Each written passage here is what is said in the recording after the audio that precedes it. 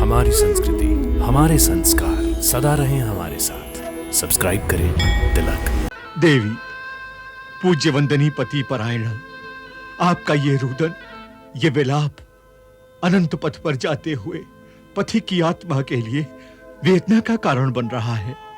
शांति से प्राण उत्सर्ग करने दीजिए अपने प्राणाधार को। नहीं, स्वामी, क्या राम, राम,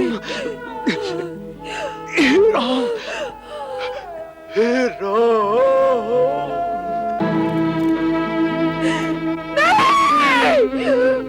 भैया,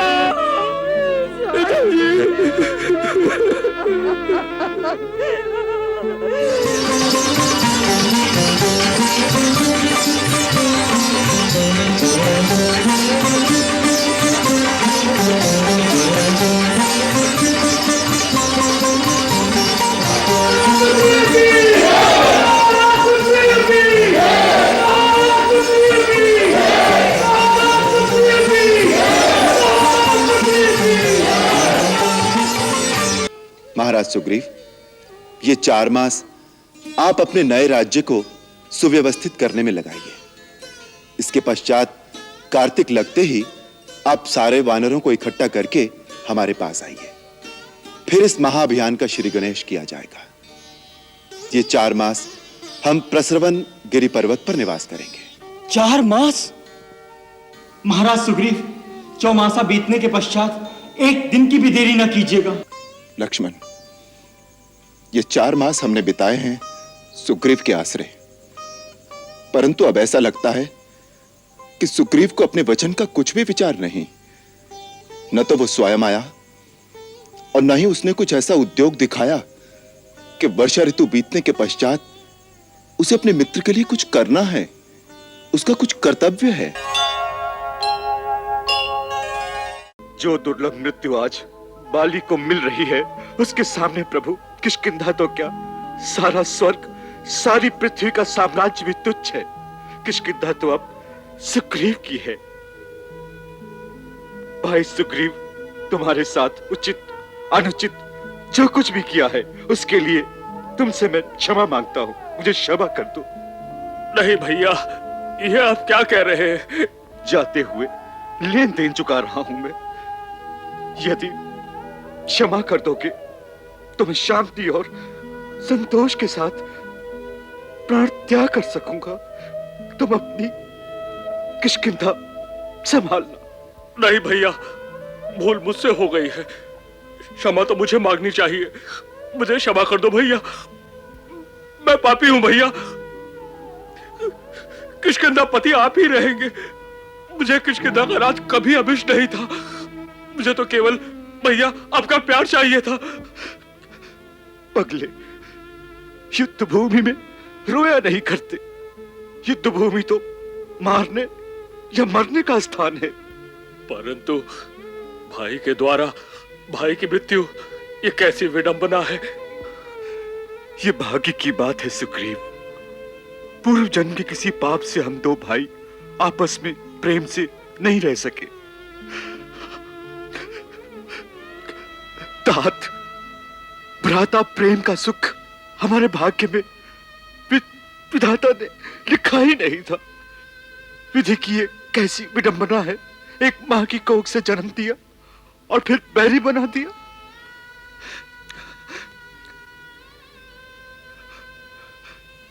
सुग्रीव, मैं आज अभी कुछ क्षणों में अपना जीवन, विशाल वैभव, विपुल संपत्ति, यश अपयश, सब कुछ यही छोड़कर यमराज के घर चला जाऊंगा। नहीं नहीं भैया, हमें छोड़कर तुम नहीं जा सकते भैया। ऐसा मत बोलो भैया, तुम ऐसा मत बोलो। जाना तो पड़ेगा ही सुग्रीव, सबको जाना पड़ता है। मैं प्रसन्न हूं तुम्हें रघुनाथ का साथ मिल गया।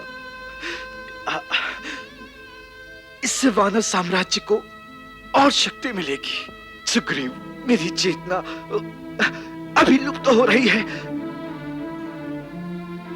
मेरे मेरे गले में पड़ी ये देवराज इंद्र की दी हुई ये दिव्य स्वर्णमाला शीघ्र ही उतार कर तुम धारण कर लो। नहीं भैया नहीं। समय नष्ट न करो सुग्रीव। नहीं भैया नहीं। इसमें किष्किंधा लक्ष्मी का उदार वास है। यदि ये मेरे मृतक शरीर पर रही तो इसकी विजय श्री नष्ट हो जाएगी। इसलिए मेरे प्राण रहते रहते इसे निकाल कर तुम धारण कर लो, शक्ति बनी रहेगी। नहीं भैया, किसके पति आप हैं, आप ही रहेंगे भैया। आप ऐसा क्यों बोलते हैं? हनुमंत जी महाराज। समय नष्ट न करो। मेरे मेरे गले से उतार कर ये दिव्य माला राजा सुग्रीव के गले में डाल दो।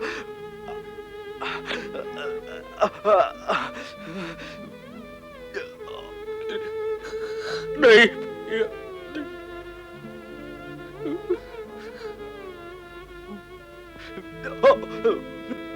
भैया, ये क्या किया भैया आपने? किष्किंधा के नए महाराज सुग्रीव विजयी भव।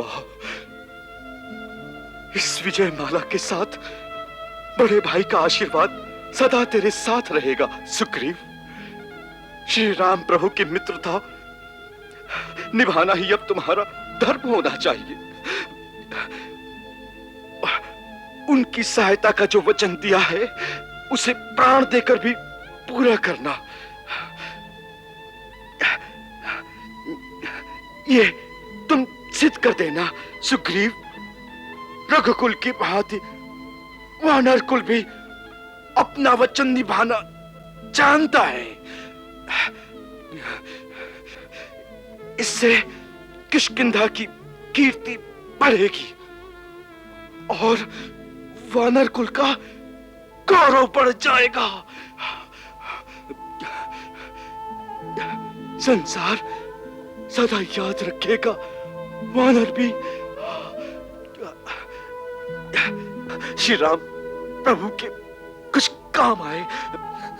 भैया सुग्रीव, मेरे ना रहने पर तुम मेरे प्रिय पुत्र अंगद को अपने सगे पुत्र की भांति प्यार देना।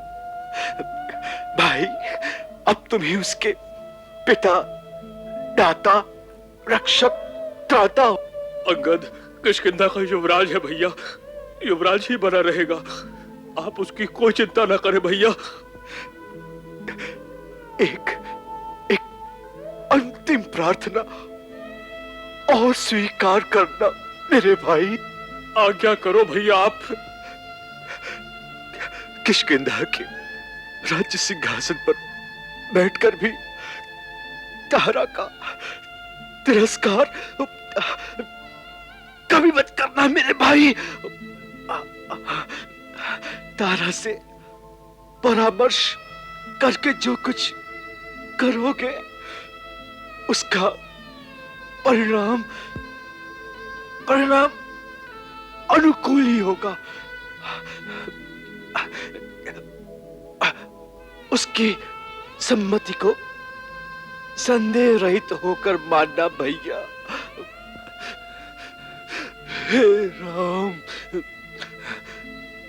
मेरी मृत्यु के उपरांत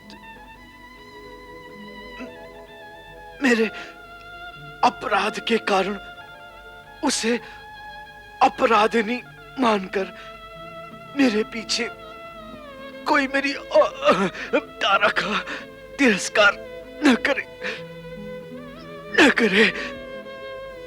स्वामी नाथ, स्वामी नाथ, स्वामी, क्या हो गया स्वामी?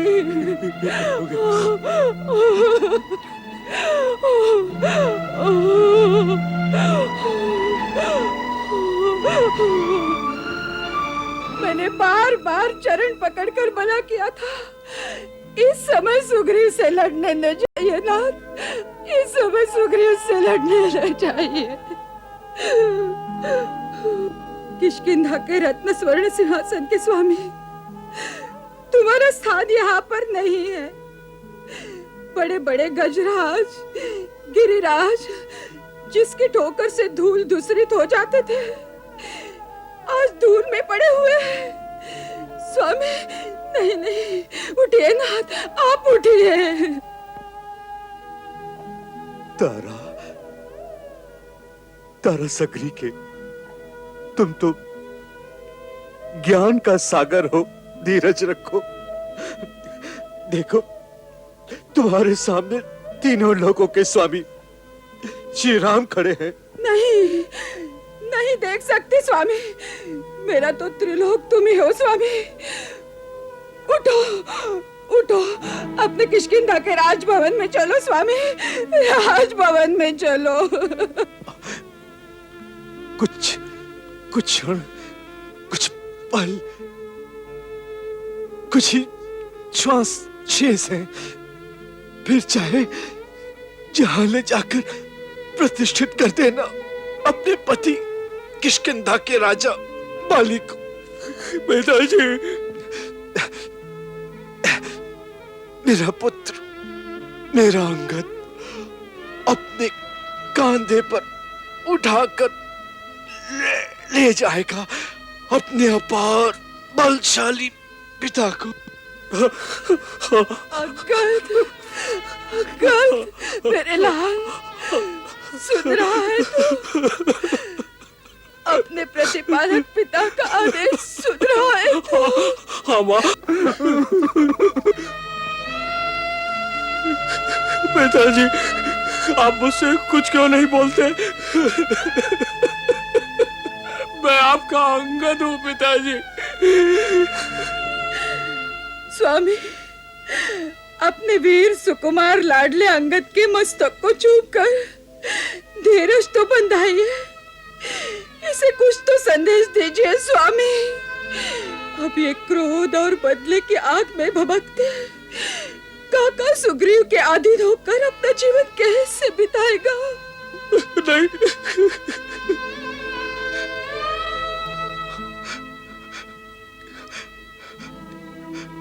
हे सर्वज्ञ, सब पर समान रूप से करुणा करने वाले करुणा निधान, अंगद को अपनी शरण में लेकर इसे भी वही स्नेह सद्भाव प्रदान कीजिए जो आपने सुग्रीव को दिया है।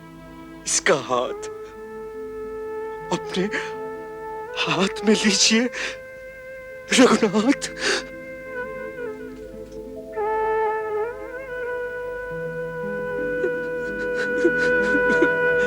अंगद, मेरे पुत्र, तुझे श्री राम प्रभु की शरण में देकर मेरी आत्मा को परम शांति प्राप्त हुई है।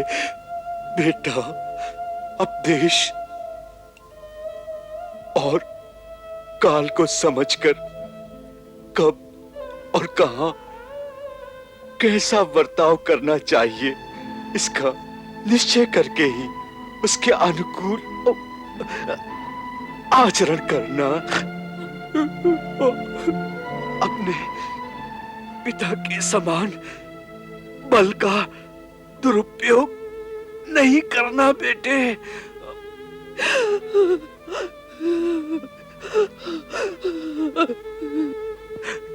सदैव सुग्रीव काका को ही अपने पिता के समान सम्मान देकर उनकी आज्ञा के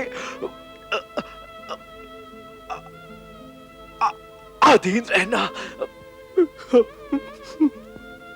उनके शत्रुओं का साथ मत देना, सदा स्वामी मानकर सुग्रीव के कार्य साधन में संलग्न रहोगे तो इनका स्नेह और विश्वास जीत सकोगे पुत्र। समय के साथ ही अपने आप को बदल लेना ही बुद्धिमानी है बेटे। काका पिता के समान होता है, परंतु पिता नहीं हो सकता। ये सदा याद रखना। प्राणनाथ, पुत्र को तो पथ निर्देश दे दिया, भाई को किष्किंधा का राज सौंप दिया, परंतु अपनी इस चरणदासी दुखियारी तारा को किसके सहारे छोड़ रहे हो? मेरा तो जन्म मरण सब आपके साथ जुड़ा हुआ है, मुझे भी तो कुछ आदेश देते जाइए स्वामी। मुझे भी साथ लेके जाइए स्वामी।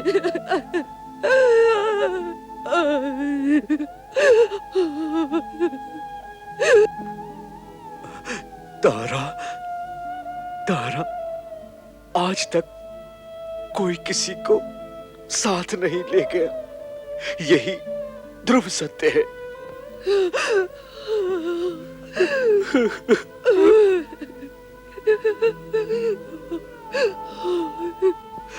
अकेले आना, अकेले जाना, यही सनातन सत्य है, सृष्टि का सनातन नियम है।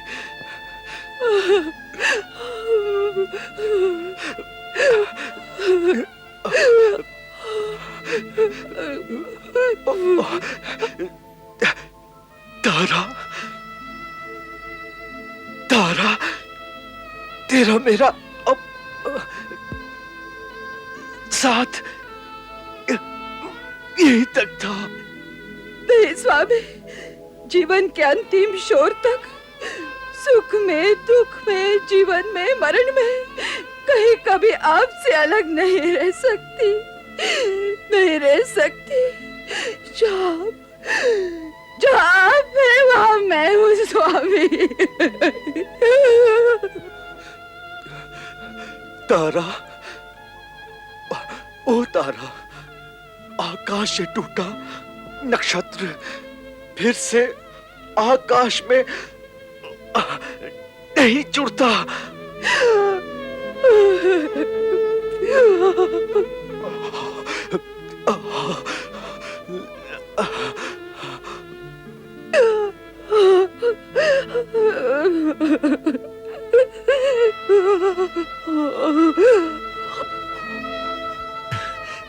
देवी, पूज्य वंदनी पति परायण, आपका ये रुदन, ये विलाप अनंत पथ पर जाते हुए पथि की आत्मा के लिए वेदना का कारण बन रहा है।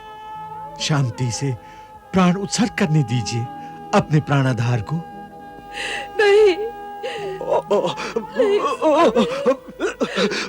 स्वामी, क्या राम, राम, राम, हे राम।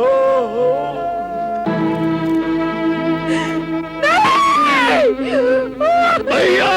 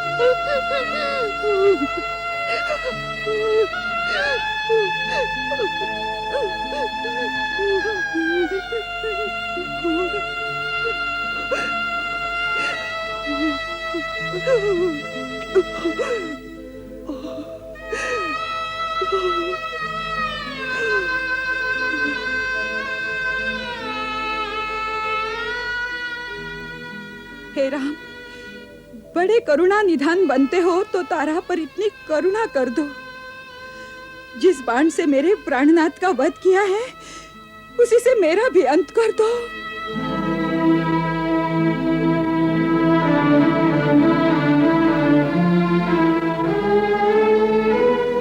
हे वीर पत्नी तारा, तुम इस समय शोक सागर में डूबी हो। शोकातुर आवेग में तुम क्या अनीतिपूर्ण बात कह रही हो, उसका भी भान नहीं है इस समय तुम्हें। नहीं प्रभु नहीं, आपके इस कार्य से कोई अनीति, कुछ अधर्म नहीं होगा। जिस प्रकार सीता के बिना आप दुखी रहते हैं, स्त्री के बिना पुरुष को जो दुख उठाना पड़ता है, उसे आप अच्छी तरह जानते हैं। स्वर्ग में भी मेरे बिना वानरराज की आत्मा को शांति नहीं मिलेगी। इस तत्व को समझकर आप मुझे भी अपने पति के पथ की अनुगामिनी बना दीजिए, जिससे मेरे पति को मेरे विरह का कष्ट न भोगना पड़े। इससे आपको अपयश नहीं, पर उपकार का पुण्य प्राप्त होगा। प्रभु, आप धर्मपरायण महात्मा हैं। स्त्री हत्या का पाप नहीं लेना चाहते, परंतु पति विहीन तारा इस समय मात्र स्त्री नहीं, वाली की आत्मा है वो। ऐसा मानकर मेरा वध कीजिए प्रभु, आपको पाप नहीं लगेगा। संसार में कन्यादान से महान दूसरा दान नहीं है। हे वीरवर, धर्म दृष्टि से मेरे धर्म पिता के रूप में मुझे मेरे प्रियतम वाली को अर्पण कर देंगे तो आपको कन्यादान का पुण्य प्राप्त होगा। प्रभु, देवी तारा, तुम इस समय बात धर्म और नीति की कर रही हो, परंतु परिणाम इसके विपरीत होगा यह विचार नहीं कर रही हो। संपूर्ण जगत को विधाता ने रचा है और उसी ने सबको सुख दुख से संयुक्त किया है। तीनों लोकों के प्राणी विधाता के विधान का उल्लंघन नहीं कर सकते, क्योंकि जीवन, मरण, सुख, दुख ये सब विधि के हाथ है। शूरवीर स्त्री की पत्नी को यह प्रलाप और संताप शोभा नहीं देता। तुम्हारा वाली कहीं गया नहीं। यदि तुम वाली के शरीर को अपना पति मानती थी, तो ये धरती, जल, अग्नि, गगन, समीर, इन पंच तत्वों से रची हुई ये काया यहीं पड़ी है।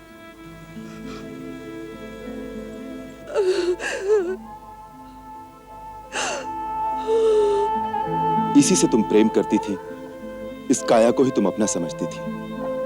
यह अब भी तुम्हारे समक्ष सुषुप्त अवस्था में विद्यमान है। यदि इसके अंदर अदृश्य जीवात्मा को अपना पति मानती हो, तो वो अमर है, अविनाशी है। उसे सदा अपने साथ अनुभव करो, उसका शोक ना करो। ये ज्ञान देना बड़ा सहज है रघुनाथ, परंतु पति के विरह का दुख सहना बड़ा कठिन है। स्त्री का सारा जीवन केवल उसके पति के लिए है, इसलिए वो अर्धांगिनी कहलाती है।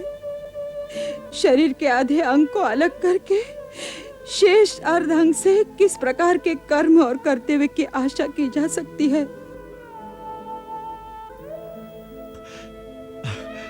अंगद, वत्स, आओ, अपने पिताश्री को अपनी गोद में लो। आओ।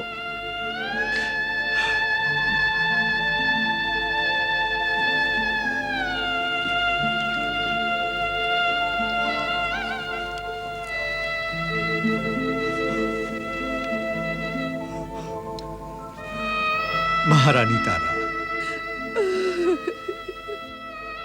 परम विदुषी, ज्ञानमयी होकर ये कैसी बात कर रही हैं देवी? इस सृष्टि का प्रत्येक जीव, प्राणी मात्र, स्वयं सिद्ध, अपना आधार आप है। अपने में ही अपना अस्तित्व निहित है देवी। सृष्टि का विधान अमर है, न कोई आता है न कोई जाता है। महाराज बाली अपनी प्रारब्ध निर्मित आयु की अवधि पूरी कर चुके हैं। इन्हें शांति से जाने दीजिए। अब वानर भालुओं की विशाल किष्किंधा राज्य की आप ही स्वामिनी हैं। आपके अधीन रहकर अंगद इस राज्य का पालन करने योग्य बन सके, इसके लिए पिता माता दोनों का कर्तव्य आप ही को निभाना है। शास्त्र में संतान होने का जो प्रयोजन बतलाया गया है, तथा इस समय राजा बाली के पारलौकिक कल्याण के लिए जो कुछ कर्तव्य है, उन सब का पालन आप ही को करना है महारानी तारा। अपने पुत्र अंगद के भविष्य के लिए, उसके कल्याण के लिए जीवन धारण ही इस समय आपका धर्म है महादेवी। महारानी तारा, महाबली हनुमान ठीक कह रहे हैं, धीरज रखो। देवी, अब वानरराज का अंत्येष्टि संस्कार किया जाए, जिससे उन्हें सद्गति प्राप्त हो। मित्र सुग्रीव, महावीर हनुमान, किष्किंधापति का अंतिम संस्कार राजकीय सम्मान के साथ करने का आयोजन करो। वत्स, अंगद, अपने पिता को अग्निदान देकर उनकी आत्मा को शांति प्रदान करो।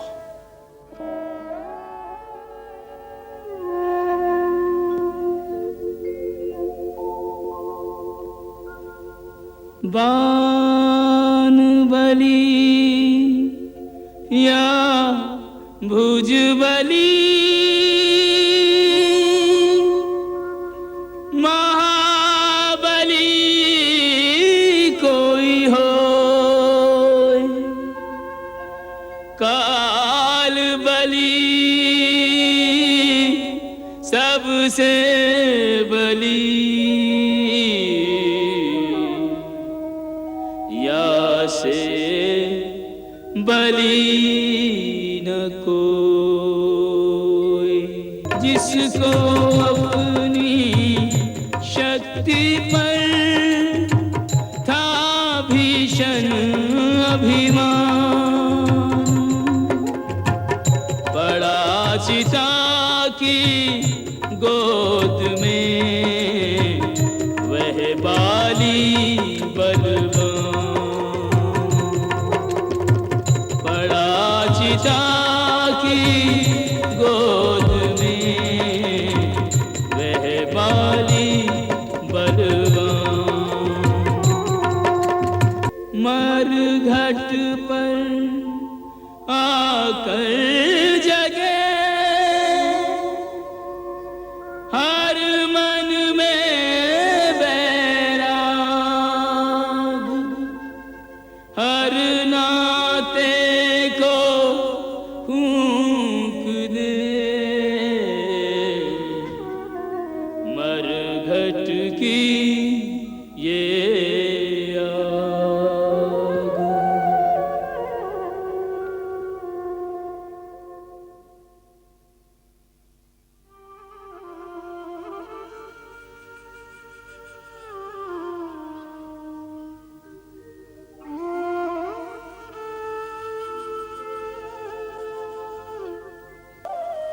प्रभु, महाराज सुग्रीव इस समय अत्यंत शोक अवस्था में हैं। आप इन्हें सांत्वना दीजिए, जिससे ये किष्किंधा का राज्यभार संभाल सके। क्यों मित्र? प्रभु, अपने भाई को मारने के बाद राजा बनना मेरी आत्मा स्वीकार नहीं करती। मैं महापापी हूं, मैं राजा बनने के योग्य नहीं हूं। मैंने निश्चय कर लिया है, संन्यास लेकर वन को चला जाऊं और अपने पाप का प्रायश्चित कर सकूं।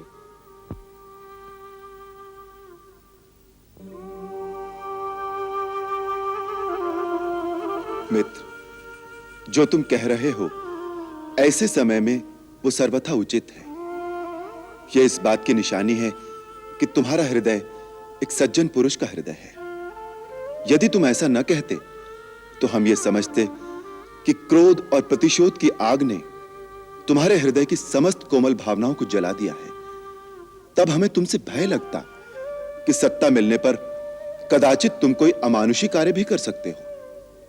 परंतु अब हमें विश्वास हो गया है कि प्रतिशोध की जो अग्नि तुम्हारे हृदय में इतने वर्षों से धधक रही थी, वो भाई की मृत्यु के साथ ही शांत हो गई है और तुम्हारे हृदय की कोमल भावनाएं फिर से उजागर हो गई हैं। जैसे धरती में छिपे हुए सुंदर फूलों के बीज यदि ग्रीष्म ऋतु की धूप में जल नहीं जाते, तो वर्षा ऋतु आते ही उसी जली हुई धरती से सुंदर सुंदर फूलों के अंकुर फूट निकलते हैं। उसी प्रकार तुम्हारी सद्भावनाएं अब बाहर निकल आई हैं। ये बड़ी सुंदर बात है। दूसरी बात रही वैराग्य की। सुमित्र, इस समय तुम जिस अवस्था में हो उसे शमशान वैराग्य कहते हैं। जब किसी का कोई निकट आत्मीय मृत्यु को प्राप्त होता है, उस समय हर किसी में यह वैराग्य भावना उत्पन्न होती है, परंतु यह बड़े अल्प काल के लिए रहती है और थोड़े ही दिनों में मनुष्य फिर उसी माया में फंस जाता है। इसीलिए बुद्धिमान इस अल्प वैराग्य के कारण अपने कर्तव्य से मुंह नहीं मोड़ते।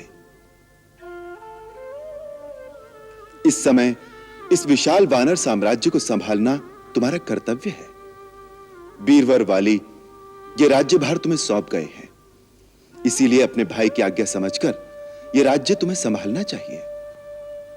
प्रभु, जो सन्यास लेना चाहता है उसे आप राजा बनने को कह रहे हैं? सन्यासी से अच्छा राजा और कौन हो सकता है? सुग्रीव, यदि समझो तो वही आदर्श राजा है जो मन से सन्यासी हो। जिसे सिंहासन सत्ता का लोभ न हो वही सच्चा न्याय कर सकता है। जिसे निजी विलास और काम में आसक्ति नहीं होगी वही एक तपस्वी की भांति दिन रात जन सेवा के कार्य में संलग्न रहेगा। सन्यासी की भांति जिसका न ही कोई अपना होगा न कोई पराया होगा, वही मोह ममता को त्याग कर ईश्वर की भांति अपनी सारी प्रजा से एक जैसा बर्ताव करेगा। इसीलिए राजा को ईश्वर भी माना गया है।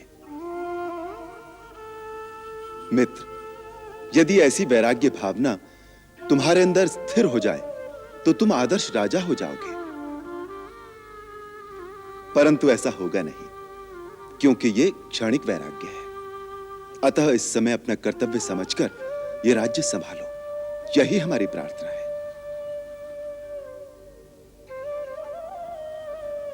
हमारी एक और प्रार्थना है। आप आज्ञा कीजिए प्रभु। वाली राजकुमार अंगद को हमारी शरण में छोड़ गया है, इसलिए हम चाहते हैं कि आपके राज्याभिषेक के साथ ही अंगद को भी युवराज पद पर अभिषिक्त कर दिया जाए। ऐसा ही होगा प्रभु। यह अत्यंत कल्याणकारी परामर्श है प्रभु। प्रभु, यदि आप कृपा करें तो किष्किंधा पधार कर आप स्वयं अपने हाथों से महाराज सुग्रीव का राज तिलक करें। वृक्षराज, मैं वचनबद्ध हूं, जिससे 14 वर्ष तक मैं किसी नगर या ग्राम में प्रवेश नहीं कर सकता। मेरी ओर से लक्ष्मण किष्किंधा जाकर महाराज सुग्रीव का राज तिलक करेंगे। हनुमान प्रभु, तुम लोग जाकर राज तिलक की तैयारी करो। जो आज्ञा प्रभु।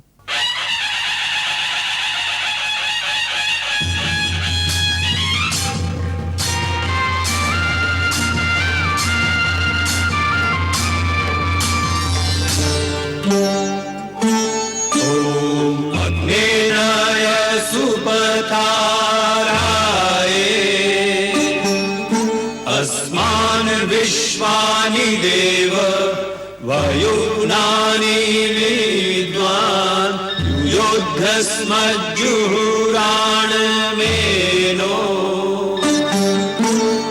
भूयिष्ठान्ते नम उक्तिं विधेम।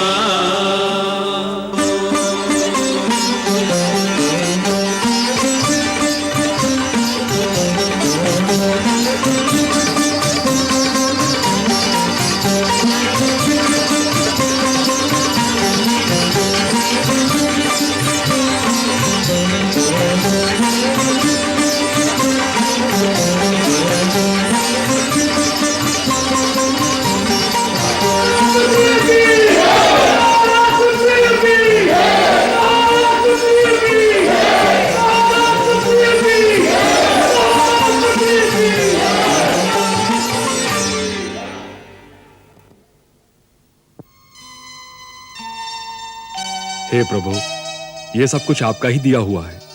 मैं तो आपका आशीर्वाद लेने आया हूँ। अंगद, ये सब इन्हीं के श्री चरणों का प्रताप है। इनके श्री चरणों में नमस्कार करो वत्स।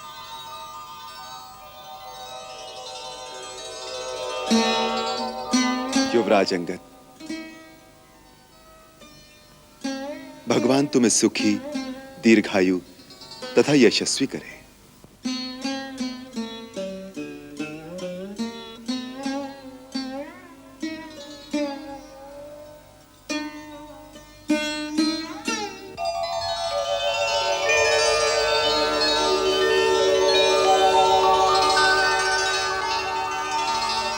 किष्किंधापति महाराज सुग्रीव, भगवान पुंडरीकाक्ष आपको एक आदर्श प्रजावत्सल राजा होने का यश प्रदान करें।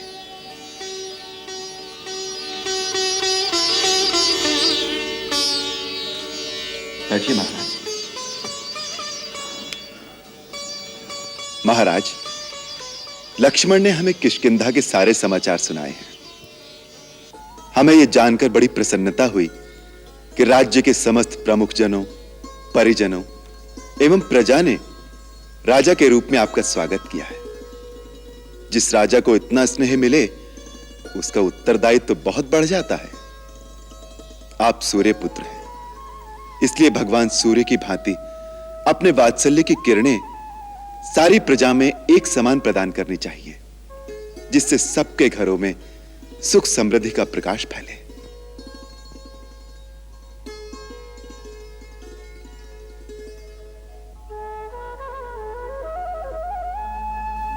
यद्यपि आपके पास हनुमान, जामवंत, नल नील आदि बुद्धिशाली मंत्री हैं, फिर भी हम आपको परामर्श देंगे कि वाली के साथ जो मित्र थे, उन्हें भी अपने मंत्रिमंडल में अवश्य सम्मिलित करना चाहिए। विशेषतः वाली के मित्रों को यह आभास नहीं होना चाहिए कि उनका अस्तित्व अर्थहीन हो गया है। इस साम्राज्य को समृद्धशाली बनाने में जिनका योगदान है, उनका सहयोग अवश्य लेना चाहिए। इससे एक ओर तो प्रजा कल्याण के कार्य निर्बाध रूप से चलते रहेंगे, दूसरी ओर राज्य में फूट नहीं पड़ेगी। इस समय आपका प्रथम कर्तव्य है राज्य की समस्त शक्तियों का संगठन। उससे भी पहले मेरा कर्तव्य है देवी सीता की खोज कराना, जिससे कि उनकी मुक्ति का उपाय किया जाए। आपने ठीक कहा महाराज सुग्रीव। सर्वप्रथम हम सबका कर्तव्य यही है कि चारों ओर भाभी की खोज कराई जाए। परंतु उस अभियान के लिए यह समय उपयुक्त नहीं है लक्ष्मण। वर्षा का आरंभ हो चुका है, चारों ओर नदी नाले चढ़े हुए हैं, यातायात संभव नहीं है। इसीलिए चौमासे में सारी यात्राएं स्थगित कर दी जाती हैं। महाराज सुग्रीव, ये 4 मास आप अपने नए राज्य को सुव्यवस्थित करने में लगाइए। इसके पश्चात कार्तिक लगते ही आप सारे वानरों को इकट्ठा करके हमारे पास आइए। फिर इस महाअभियान का श्री गणेश किया जाएगा। ये 4 मास हम प्रसरवन गिरि पर्वत पर निवास करेंगे। 4 मास? महाराज सुग्रीव, चौमासा बीतने के पश्चात एक दिन की भी देरी न कीजिएगा। भैया तो अपने मन की व्यथा किसी से नहीं कहेंगे, परंतु मैं सोचता हूं इतना लंबा समय भाभी कैसे व्यतीत करेंगी। उनका तो पल पल वर्षों की भांति बीत रहा होगा, और ऊपर से इस वर्षा में उनके हृदय में क्या बीतती होगी।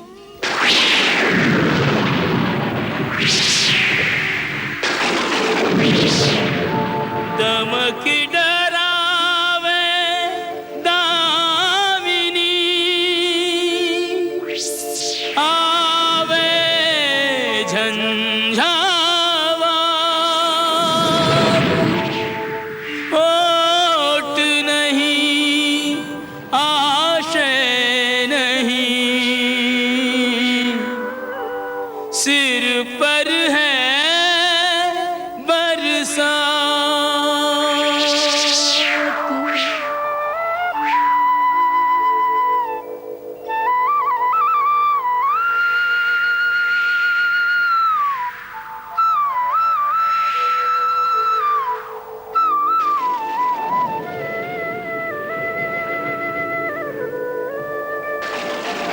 नहीं मिथिला नहीं अवधपुर,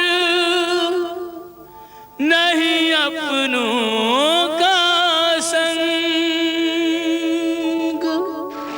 जीवन तेरे चित्र के बिखर गए सब रंग।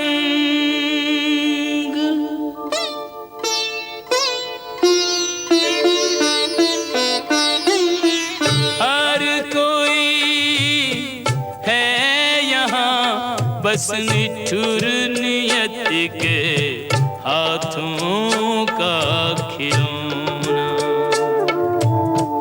हर कोई है यहाँ बस निठुर नियत के हाथों का खिलौना। कोई ना जाने जीवन के किस मोड़ पे कब क्या होना। हर कोई है यहाँ बस निठुर नियत के हाथों का खिलौना।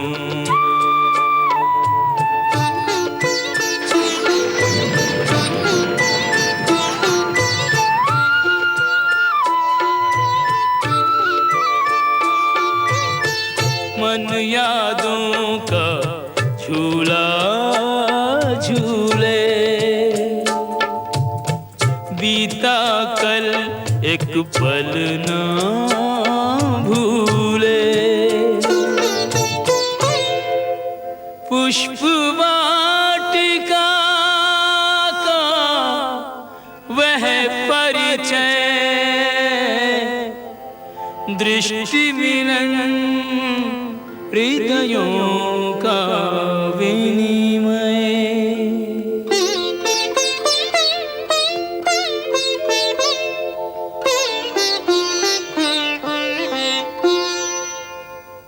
एक दूजे को निरखत मन न अघाए,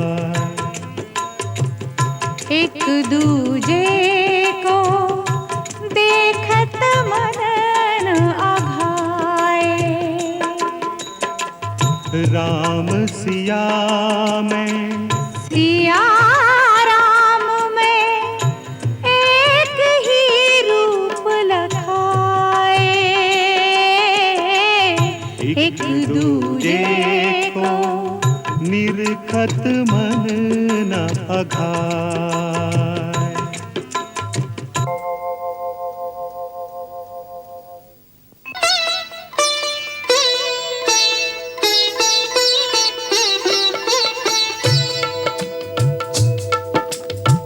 सहज भाव से शिव धनु तोड़ा, जन्म जन्म का नाता जोड़ा। जयमाला का शुभ क्षण आया, तीन लोक में आनंद छाया।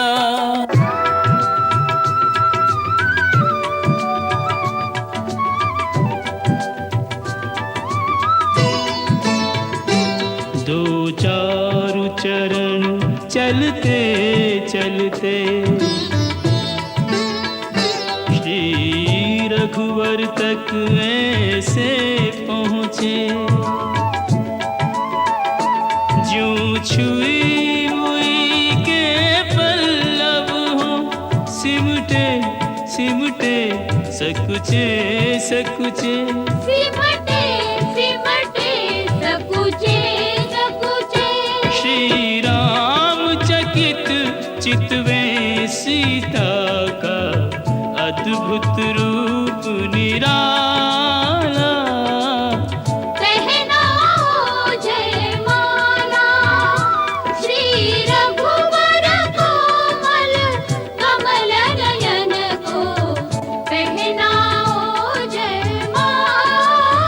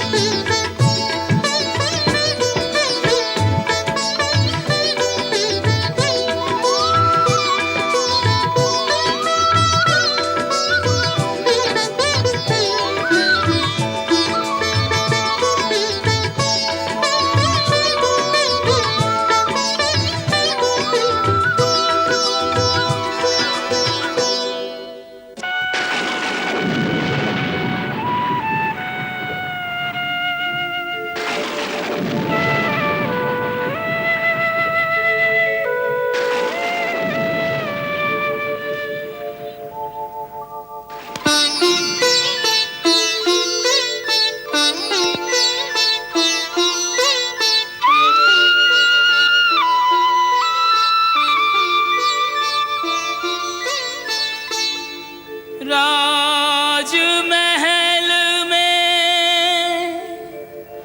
बचपन बीता, ब्याही राजमहल में जीवन ऐसा खेल के कोई मेल न आज और कल में।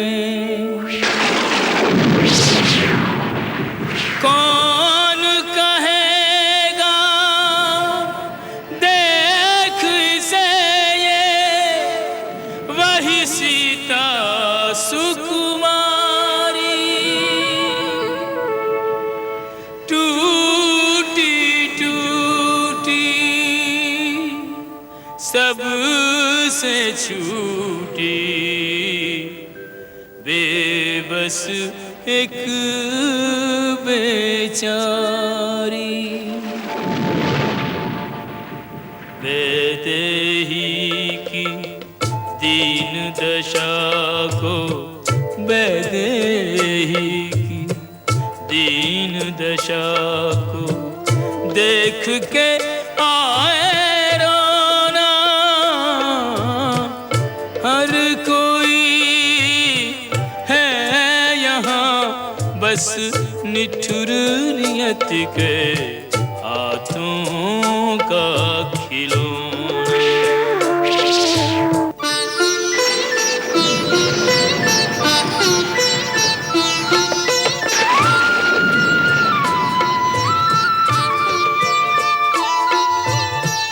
वैदेही संग बीते कल की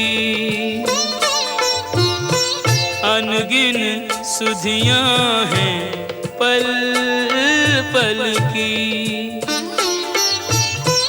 देख सिया को विचलित होना, चाँद को तकना तनिक न सोना, चाँद को तकना तनिक न सोना।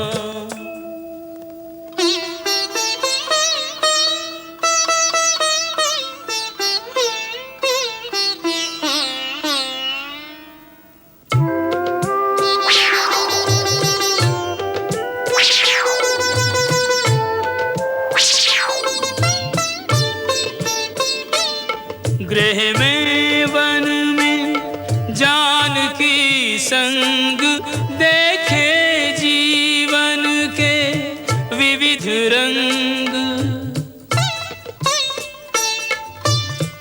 जो वैदेही मोर भरोसे ताकि रक्षा भई न मोसे।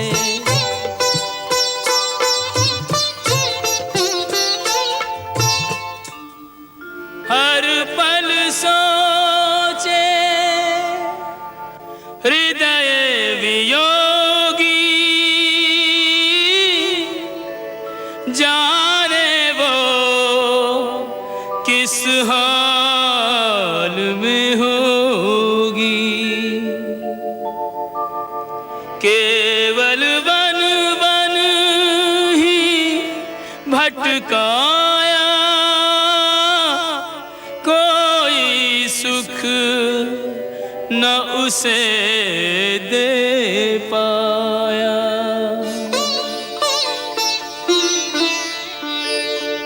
नहीं पाने के दुख से अधिक है, नहीं पाने के दुख से अधिक है दुस्सह पाकर खोना।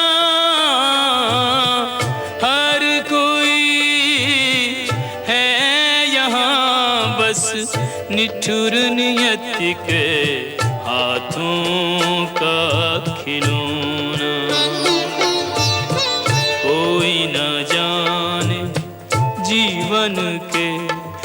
मोड़ पे कब क्या होना, हर कोई है यहाँ बस निठुर नियति के हाथों का खिलौना। कोई न जाने जीवन के किस मोड़ पे कब क्या होना,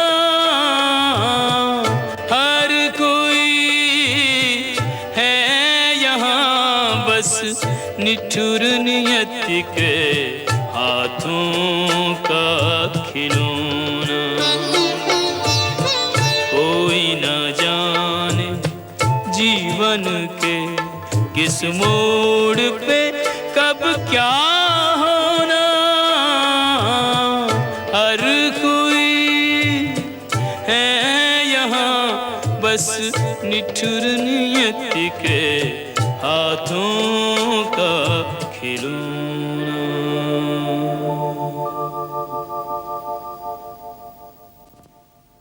आज भी महाराज के दर्शन नहीं हो सके। यदि महाराज अंतःपुर से बाहर नहीं निकलेंगे तो यह राजकार्य कैसे चलेगा? आपको केवल राज्य कार्य की चिंता है, मुझे राम कार्य की भी चिंता है।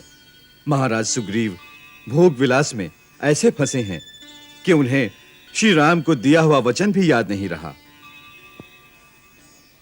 श्री राम ने स्वयं उनको 4 माह की मोहलत दी थी कि चौमासा व्यतीत हो जाए, उसके पश्चात कार्तिक में मुझसे मिलना, फिर सीता माता की खोज आरंभ करेंगे। इस बात का उन्हें अवश्य ध्यान रखना चाहिए। अब तो वर्षा काल भी बीत गया है, शीतकाल प्रारंभ हो गया है, परंतु इनकी मोह निद्रा नहीं टूटी। मुझे तो भय है कि कहीं श्री राम जी को क्रोध आ गया तो वो किष्किंधा का ही विनाश कर देंगे। हनुमान, तुम जाकर महाराज को समझाओ। परंतु उनसे मिलूंगा कहां? अंतःपुर में। अंतःपुर में? नहीं नहीं, मुझे संकोच हो रहा है। तुम तो उनके मित्र भी हो, फिर संकोच किस बात का? नहीं नहीं, ये बात नहीं है। अंतःपुर में हर समय नाच रंग की सभा जमी रहती है। एक बार मैंने अंदर जाने का साहस किया था, वहां का रंग देखकर भाग आया। महाराज निसंकोच सुंदरियों में घिरे हुए थे और मदिरा का सेवन कर रहे थे। बहुत दिन ऋषिमुख पर्वत पर कष्ट सहे हैं, इसलिए प्यास मिटा रहे हैं। प्यास मिटाएं, परंतु श्री राम के क्रोध का सामना कौन करेगा? चौमासा बीत गया, शरद ऋतु का सुहाना शुभ आगमन हो गया। इस चौमासे का एक एक दिन मैंने किस तरह बिताया है तुम जानते हो लक्ष्मण। जानता हूं भैया।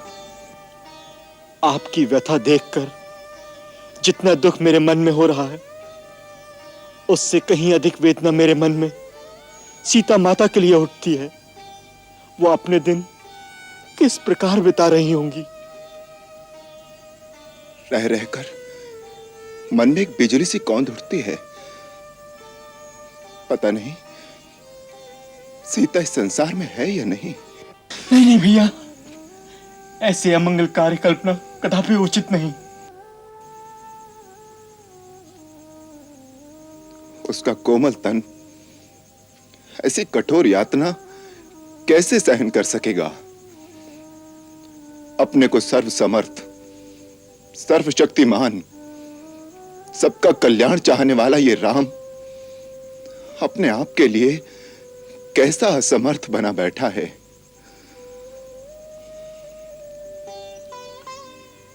लक्ष्मण, ये 4 मास हमने बिताए हैं सुग्रीव के आश्रय, परंतु अब ऐसा लगता है कि सुग्रीव को अपने वचन का कुछ भी विचार नहीं। न तो वो स्वयं आया और न ही उसने कुछ ऐसा उद्योग दिखाया कि वर्षा ऋतु बीतने के पश्चात उसे अपने मित्र के लिए कुछ करना है, उसका कुछ कर्तव्य है। भैया, आखिर है तो वह चपल वानर की जात, उनका कौन सा कर्तव्य, कौन सी नैतिकता। दुख तो इस बात का है कि हनुमान को भी मेरी चिंता नहीं। वैसे हनुमान विद्वान और ज्ञानवान हैं, पर है तो सुग्रीव का ही साथी। यदि वो कुछ करना भी चाहेगा तो क्या करेगा? भैया, असली अपराधी तो वो कृतघ्न, मिथ्याचारी, स्वार्थी सुग्रीव है। हाँ लक्ष्मण, अपना मनोरथ पूरा करवाकर वो मेरी अवज्ञा कर रहा है। राज वैभव के विलास में डूबकर उसे अपनी प्रतिज्ञा का भी विचार नहीं रहा। इसलिए हे लक्ष्मण, तुम एक बार किष्किंधापुरी जाओ, उसे सावधान करो। वो मेरी प्रत्यंचा की भयंकर टंकार को भूल गया है। वो वाली के प्राण लेने वाले राम के अमोघ बाण को भूल गया है। उसे चेता देना आवश्यक है। आपके चरणों की शपथ लेकर जाता हूं भैया। अब सुग्रीव की रक्षा इस धरातल पर कहीं संभव नहीं। किष्किंधा से सीधा घसीट कर लाकर आपके चरणों में डाल दूंगा। यदि उसने जोर दिखाया तो मेरा एक ही बाण उसकी जीवन डोर समाप्त कर देगा। वहीं उसे ढेर करके उसे भी उसके भाई बाली के पास पहुंचा दूंगा। ठहरो लक्ष्मण, इतनी उत्तेजना और आवेश में भी अपने स्थान से जाना उचित नहीं। इस समय हमारे मन में जो उद्वेग उत्पन्न हो रहा है वो हमारे अपने कार्य सिद्धि में विलंब होने के कारण हमारी निराशा की हीन भावना मात्र है। तुम सदाचारी हो, संयम खोकर सुग्रीव का इतना अनिहित करने की बात सोचना हमें शोभा नहीं देता। हम सुग्रीव को मित्र कह चुके हैं, यह बात भी हमें भूलनी नहीं चाहिए। प्रेम का धर्म सबसे बड़ा धर्म है और उसका पालन करना सबसे पुनीत कर्तव्य है। जाओ, समय और स्थिति के अनुसार संयम से काम लेना। हो सकता है हम मिथ्या ही सुग्रीव पर दोषारोपण कर रहे हो और वो वास्तव में हमारे ही कार्य में संलग्न हो। इस बात का निश्चय तो वहीं जाकर होगा इस समय सुग्रीव किस कार्य में इतना संलग्न है। राग रंग छायो छायो, राग रंग छायो, ऋतु प्रभाव डारे मदन बान मारे, ऋतु प्रभाव डारे मदन बान मारे। दोनों मिलके जाल बिछायो, राग रंग छायो छायो छायो, राग रंग छायो। कपि कुल कमल